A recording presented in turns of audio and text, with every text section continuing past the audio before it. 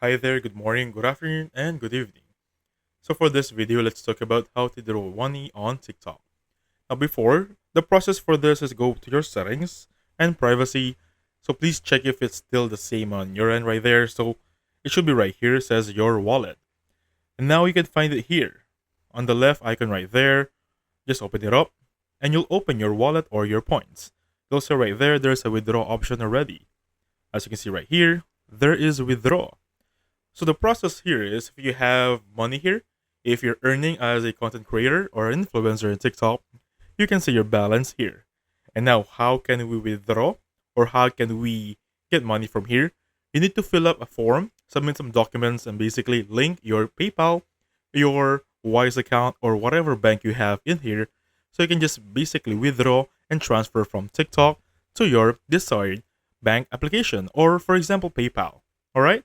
It's gonna be easy as that. Again, guys, if you have an option on settings, please do that.